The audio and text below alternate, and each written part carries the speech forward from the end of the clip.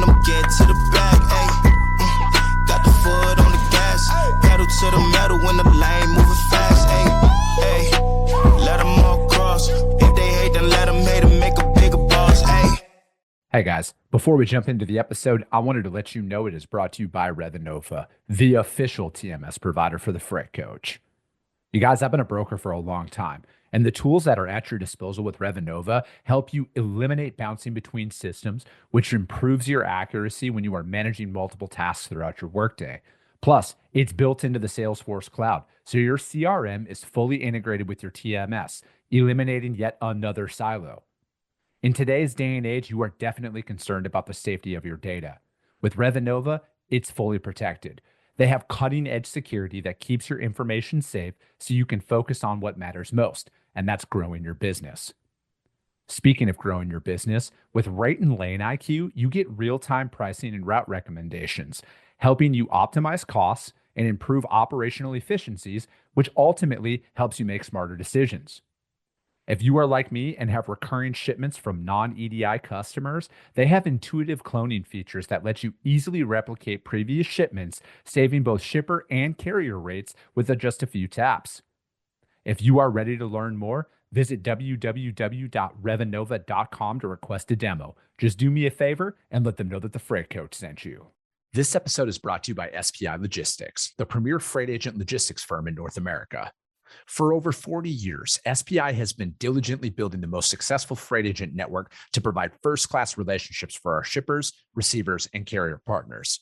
We are more than another transportation network. We are a dedicated team of professionals united by one singular purpose, and that is to expedite our agents' success.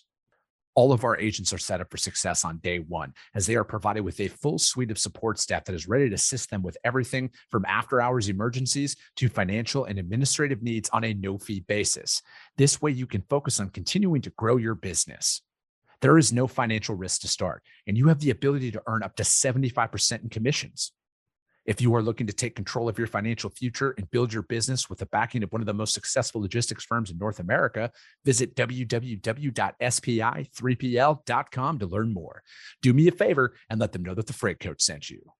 What is up, ladies and gentlemen? We are back. We are live. It is the Freight Coach Podcast, the top podcast in transportation, coming to you guys every single weekday, 8:30 a.m. Pacific, 10:30 Central, to break down some industry headlines. But most importantly, you guys, provide some actual insight into what you can do with all of this information.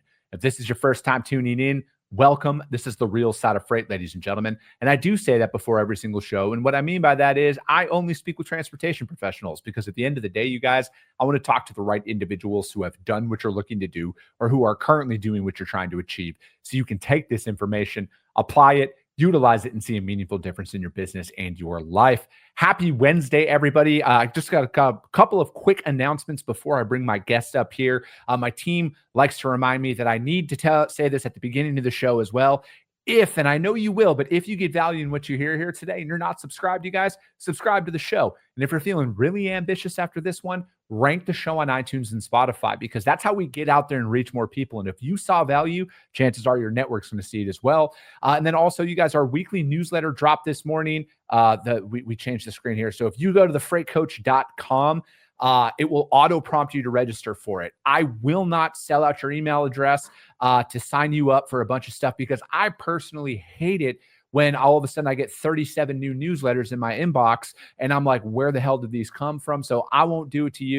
So if you want to jump in on it, go to thefreightcoach.com. It'll auto prompt you to register. We talk about rates, fuel, in the industry, because frankly, that's all I know, you guys. I'm not a life coach at all. So with that being said, I got a very special guest for you guys. I'm really looking forward to this conversation today, because I feel like the timing of this conversation is impeccable, because I feel like what his business is involved in is ripe for change, especially with all the NMFC code changes that are coming up. I think it's going to kind of shake that landscape up a little bit here. So I have Mr. Grafton Elliott with Onward on the show today. Grafton, thank you so much for joining me. Thanks for having me on, Chris. It's a pleasure. Excited to jump in. I'm looking forward to this, man. And it's, we met in person out in San Antonio, and, we got, like you were saying, man, we got mutual friends, and it's learning more about your business, man. I'm really looking like this is, I think, really rolling out at the right time, because with a lot of the NMFC code changes that are coming through literally this weekend on the 19th, I think this is that thing that people have been looking for, of like what's going to shake up the market. And again, I'm not saying people's transportation spends are going to be affected by this at all, but there's an opportunity that that could happen. And then once they're looking at it, it's like, hey, if we have 6 pallets now, is it more cost effective to throw it on a box truck? Is it more cost effective to look at it in a different light than run it through LTL? Because I'm not privy to LTL pricing at all, but I know LTL generally charges what they charge. And I think anytime that there's any change at all, I think that's going to open the door for people to at least explore other modes. But before we go down that rabbit hole, man, how did we get to the founding of Onward? What happened where you're like, I'm building this and we're running with it?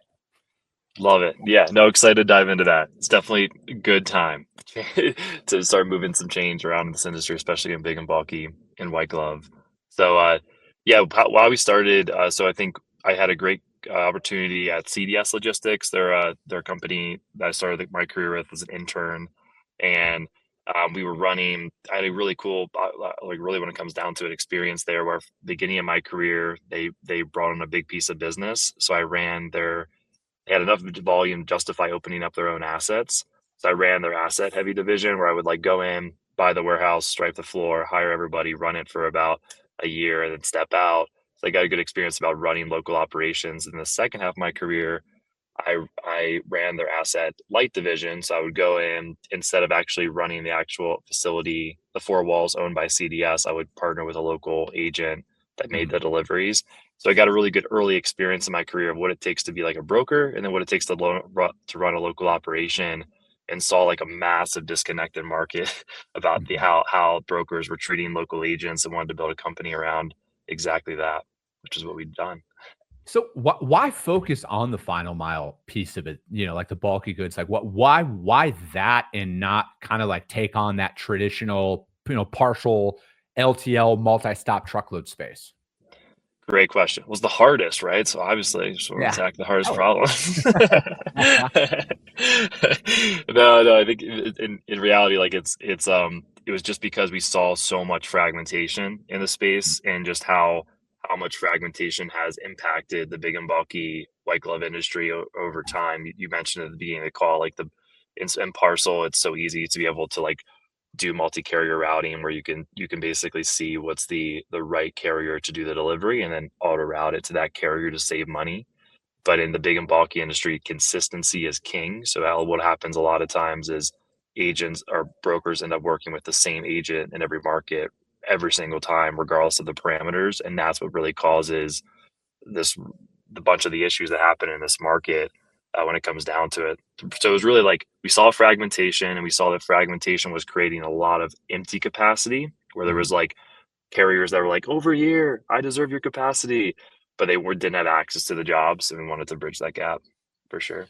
Yeah, I think that it's one of those, when it comes to final mile, lift gate, box truck, local white glove style stuff, I think like there's going to be, COVID springboarded that entire, like it was a thing, but I feel like COVID really pushed it to the next level out there. And I feel like consumer purchasing patterns have vastly shifted, right? Like it's honestly, Grafton, it's the Amazon effect. Why would I wait for anything when Amazon can get it to me within same day, right? Depending, like here in Phoenix, it's a major metropolitan area. You're going to be hard pressed to have to wait more than 12 hours to get something when you buy it on Amazon, depending on the time of day that you're buying it.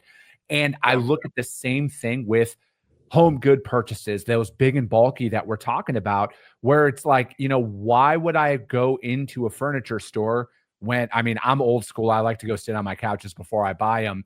But I know that there's people out there who are like, man, I just want to buy. I have a good enough idea. I'm going to order it online. I'm going to have it shipped to my house. I'm going to have it set up. And the hell, man, dude, there's companies out there now where, they come in, they take your old stuff right away, right? So it's like it's a whole new ecosystem that you might not get when you're buying directly from a big box retailer. They might deliver it to you, but you got to dispose of it on your own, right? So I feel like there's a major opportunity that we're here in, like, and we're in right now, and it seems like you guys are pretty much all over it. Yeah, so you just nailed it, like absolutely nailed it. So like It's so interesting. Like we could talk about this for hours, right? It's just that like when you talk about Amazon effect, it's like two things, right? Visibility and then speed is really what Mhm. it comes down to for those two things. And naturally, the way that Amazon and parcel has done that is owning the tech that actually physically makes the delivery itself. And it's very similar to like Uber. The Mhm. concept of what you could think Uber is like, if I'm booking getting a ride on Uber, the Uber driver is literally using the Uber app. So like, Yeah. you know exactly where that driver is. They're ready to respond. Same thing for Amazon. They're all using the same technology. And the reason that that's the case is because in parcel, there's enough density to justify assets where everybody owns the assets and the tech in every single market. And because it's a massive market compared to big and bulky. It's 15x larger. So, but in big and bulky, there's not enough density for someone to own an asset in every single market to deliver it to 100% of the zip codes in the United States. So because of that, they're one level removed. They don't own the tech and the execution locally in every given state. Like say Siva or like XPO or RXO, they might own assets in 60% of the markets, but then 40% of the markets they're outsourcing to a local agent that's in that market because they don't have the volume to justify owning an asset in the market. That's really the root cause, is that there's this mix between asset light and asset heavy and big and bulky because the volume is it fluctuates so much, or it's just so low that it doesn't actually make sense to own the assets and the tech. So that's Mhm. like the root cause of it all, is that the volume's lower and the volumes fluctuate. So this asset light, asset heavy equation has been the biggest thing to solve in our industry. And what we really have found is that what that's created is that if you're making a delivery in a market where you have an asset light carrier where you don't own the execution, they're not using the Uber app, right? They're using whatever app have Yeah. locally. So the whole opportunity in the market is to make it feel, even though that local carrier is using another technology, to make it feel like they're using your tech. It's like it's like if an Uber driver had their own app and Uber had to integrate in that app and make it feel like they're using the Uber app. That's the opportunity in the industry right now, which is what we are directly solving for So sure. walk me through this, man. Like, how does a transaction like this work? Like, how do I get on there? Whether I'm a shipper or a broker carrier, however this look, man. Walk us through kind of that life cycle of I'm going in, I'm putting in that order, and then from pickup to delivery. Yeah, glad to. So we work with brokers, 3PLs, and forwarders. We really like our niche of working with them because it makes us neutral. Yeah, it's a very important concept, right? Mhm. You heard it with green screens. I know you've had them on the show. Like it's Mhm. just like the the ability for us to make sure we're not competitive to brokers and also non-competitive to the TMSs that the local carriers use is what makes our business really special. So how we work with brokers, every single broker that works with us either has a giant network of local agents they use Yeah. to make their big and bulky deliveries. Before us, they were forcing those local agents to use their system to update them when orders were received and scheduled and delivered and out on the road. But because of that, each local carrier was juggling 15 different systems from all their brokers to be able to give them updates back upstream. So what we allow our brokers to do is allow that local carrier to use one system to run their business, which is usually a local TMS like Dispatch Track, Fleet Enable, Pallet, like you name it. And then, but to the broker, it seems like they're using their system. So they're getting all the same data points back around resources, around scheduling, real-time tracking, item level detail, all this information. And what that does is allow the broker to provide a consistent brand experience, like I just mentioned, regardless if they are physically making the deliveries out of their own assets or if the agent or if there's an outsourced agent making that physical delivery. So order comes in, from our brokers customers or the retailers or manufacturers, hits their system. It tells our system that it's going to a market where that's an asset light carrier, hits our system, it goes directly to the local agent's TMS, and we listen for status updates back and send it back to our broker. So in essence, we are a middleware integration company, but the real special sauce of what we do is around using data that we get locally from these agents to actually help our brokers make decisions on who is actually the right carrier to auto route their orders to, because they've been sending to the same carrier in the one Mhm. market for the last 10 years. So sorry to make that a little long, but that's the whole No, picture. no. I mean, I want that thoroughness to come along with it. So, like, what stops a shipper from signing up, becoming a user of Onward, and then just going direct to those local carriers that are in that market, right? Because if say they got a decent footprint out there, they're in you know, you guys are in a couple of, you know, bunch of states, but it's like, say they match up with where you guys are at. And then can they go on there and then just send it out to kind of bid to that direct carrier, that direct provider that's in that local market, and then not even work with a broker at that point? So no, so we tried to do that. That was like everybody in the last 5 years has thought they could replace brokers. Bunch of Oh stupid yeah. ideas. We were one of those stupid ideas. We thought when we first started the business, we were like, we can build so much tech and so much data to not need the brokers to be in the equation. Mm-hmm. But we quickly learned, you know, a year into the business, that brokers are absolutely necessary and big and bulky, and you can't cut out the brokers. So we made a pivot about, and I'll tell you why, but we made a pivot about 2.5 years ago, where we strictly only work with brokers, forwarders, and 3PLs. And it's for this reason, is that we saw a couple companies that over the last 5 years that have tried to do that, right? Tried to cut out the brokers. And what happens is they might to be able to replace the broker, they have to peel away business from the broker. And maybe there's a scenario where 30% of the time you actually don't need a broker. Maybe it's like a gig economy driver picking it up from the store, or there's some omni-channel options. But then there's always going to be a scenario where you need a broker to facilitate either the line haul, the LTL, the final mile warehousing.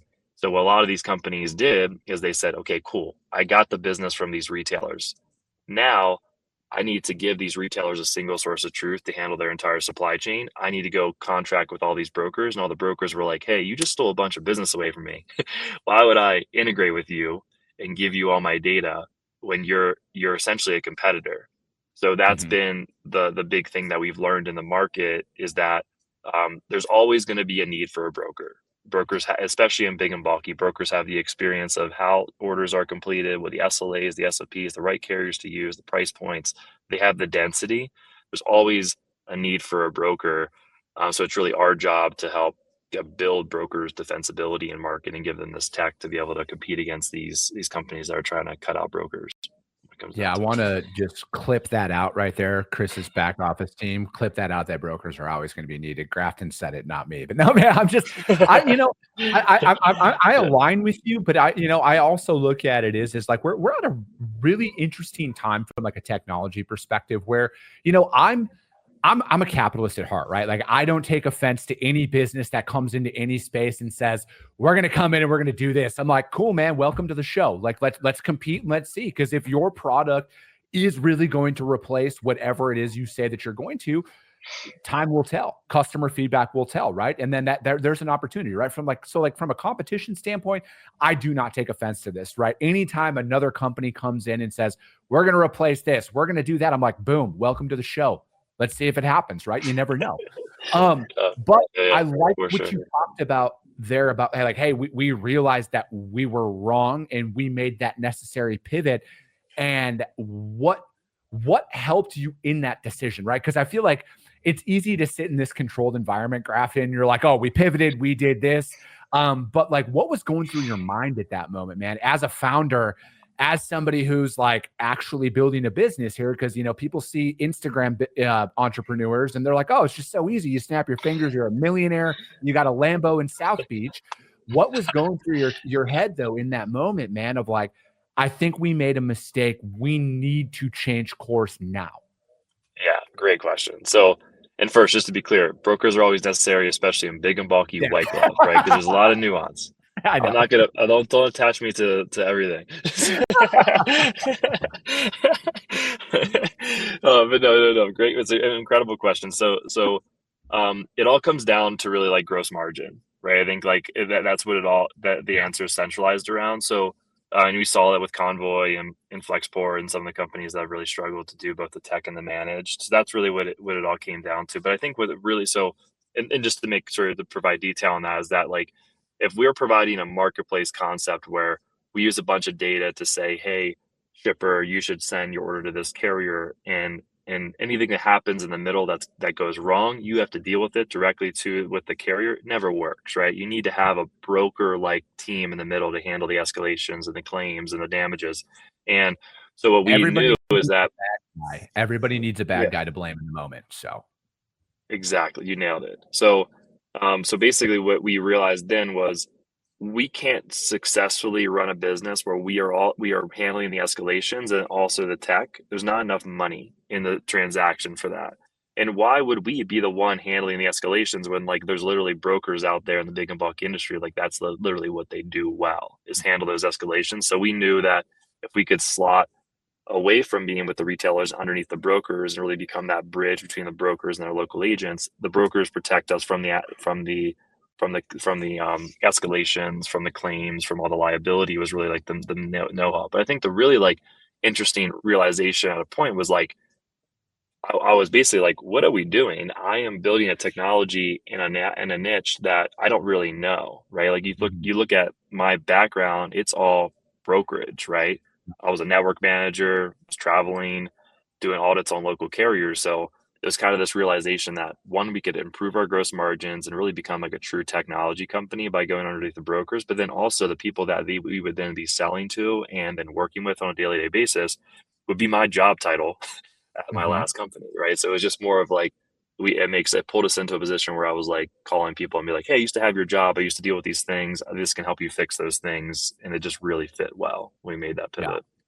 No, I think that is a often overlooked part of when you're starting a business, right? Because it's like, I feel like there's a fallacy out there, Grafton, that you just have it all figured out because you started an LLC, you know what I mean? And, or, you know, whatever, however you structure your business from a tax perspective. And it's one of those things that I feel like you have to start, right? And that's like paralysis analysis. That's where it gets most people is they're like, oh, I have to have the perfect idea. It's got to be flawless. We have to roll out.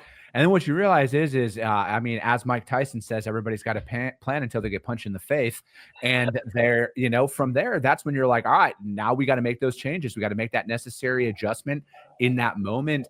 And you'll never understand that until you actually start doing the work, right? And I feel like that's that big gap of emptiness that a lot of people don't actually want to invest in, because what you're ultimately admitting, and I've had to admit this too, hey, I'm wrong.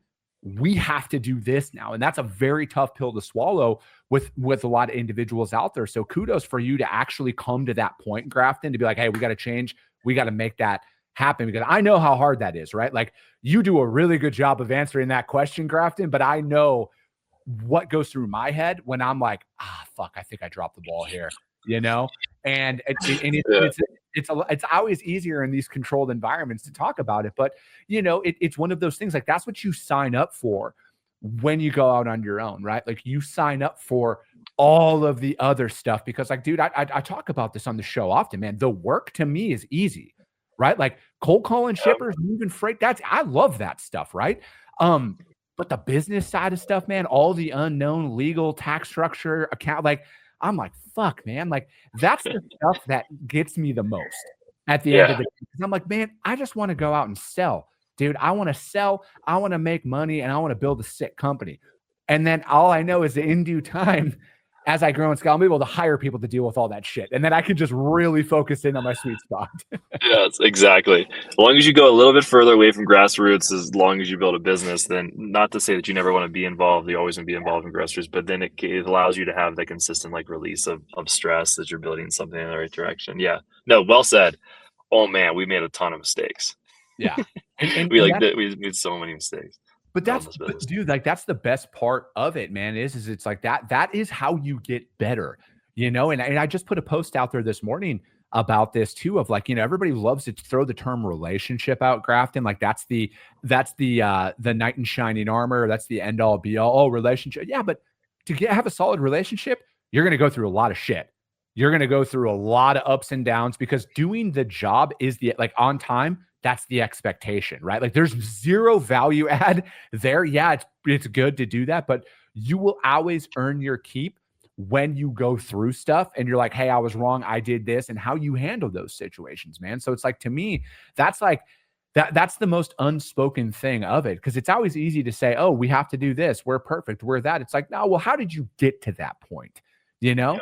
And then especially really in an emerging vertical that is like the final mile and like the bulky space, right? Like, cause I think like I was saying at the beginning of the show, this is ripe for change. right? And especially with where we at. So I want to talk about this, about what the NMFC code changes that are coming. Are any of your guys as users? Like if I was an LTL broker, like I don't speak for my friend Gabe at Rocket Shipping, but I know that he does a lot of LTL. I would be salivating for this day to come in, to really come in and show my worth. So it's like, do you see that here? And, and then over the next couple of years where it's like, there's going to be a shift of people who are going to be now looking at alternative methods for transportation for that big and bulky, or maybe that standard 6-8 pallet shipment that they might have been doing, LTL. Yeah, you nailed it. Yeah. And Gabe's one of those guys that he's a partner of ours. That had a lot of ups and downs, right? So we've proven our moments, like your post was this morning on, you prove your moments and the times are tough. So he's the guy, and he is positioned really well for what's about to happen, like incredibly well. So I think when it comes down to it is like I said in the beginning of the show, everybody has had these siloed relationships throughout their lifespan, especially in big and bulky, where they always work with the same carriers in the same markets, covering the same zip codes. And the reason that's been the case for so many years is because it's really hard to just kind of like redirect volume based on zip code and kind of be in auto route orders in big and bulky, because you need that consistency to kind of learn the SOPs. But the big reason that it hasn't happened in the past is because you have to train each local carrier that you give the order to how to use your system. Where you're like, I'm AIT, I'm giving you an order. That means I need to train you how to use AIT system. But how the industry has changed over the last 3 years with the help of Gabe and companies like him that have been ahead of this curve is that if you're integrated into that local system that the local carrier is using, you don't have to spend, which is 70% of your time, training them how to use the system. You can just give them the orders right in the system they already know how to use and they use every single day, which allows you to actually be flexible in terms of where you ship your volume. So when you look at companies that are LTL providers and they're auto routing their orders based on performance, price, and speed, that's all great and all for LTL. But when you get to the local final mile agents standpoint, it's a little bit of a different criteria sets, right? Like when you're looking at final mile carriers, you need to know the zip codes they physically service and then how often they service those zip codes. Because if you ship it super fast, super low cost for LTL, but it gets to a local final mile terminal and then sits for 2 weeks, you screwed up the supply chain, right? So what we help companies like Rocket Shipping and ArcBest and our clients is that we're looking at that same data they look at to judge off of those 3 criteria, but on the final mile end, where we are saying, hey, we have surveyed the data from all the resource modules and these TMSs to say, hey, there's a carrier that is estimated to receive this order on Tuesday. They're going to go out there and deliver that order on Wednesday because they tell the system they're going to deliver it on Wednesday. And then you have to train them on the local system because they're already using it, which allows companies to be really flexible in terms of how they ship their volume. And that's going to help. It's a long way of answering your question. That's going to help people with these code changes, is that people that are ahead of the curve are able to say, I have 15 carrier options I can use locally. I can go B2C, B2B, B2C. I can do all these different models to be able to use to be able to ship product in a local market. And I have 15 different options that I can use to redirect volume and be ahead of these curves in terms of what's actually being used. Does it make sense to go B2C LTL? Does it make sense to go warehouse and delivery for box trucks? Does it make sense to ship LTL to a local warehouse to be picked up by a gig economy carrier like Bungie and Freight? There's all these different ways to make the supply chain work in big and bulky now, only over the last 3 years, and that's going to help these people, because we've always been 5 years behind parcel. And this is it feels like over the last 3 years, we really have done a lot of good work to catch up. No, sure. I would agree, man. And, with a lot of that being said, what's one thing that you've learned in the freight ecosystem that you would like to see change, especially when it comes to in regards to big and bulky and everything that you guys are handling? Yeah, I think people need to start caring more about local agents, the people that actually do the actual work. Yeah, I think is really what needs to change. You traditionally shit always rolls downhill, right? So that's our biggest concept here is if I'm a broker and I work with 15 different retailers, I have 15 different price points, I have 15 different SLAs and SOPs.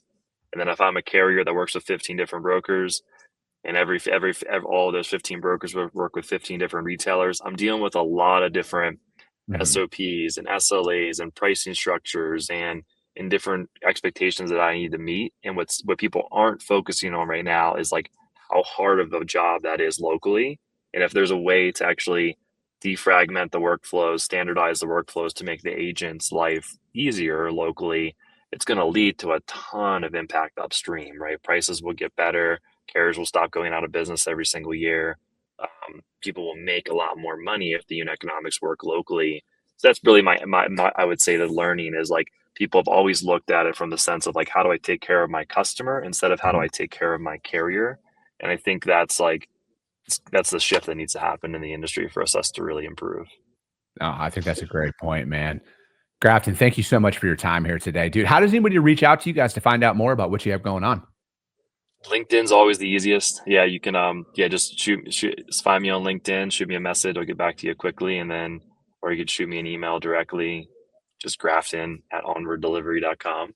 And yeah, would love to talk to any brokers, 3PLs, or forwarders that really are dealing with this problem right now where they're not getting really good order status updates back from their local agents because their agents are juggling 15 different systems to run their business. We think we can help you for sure.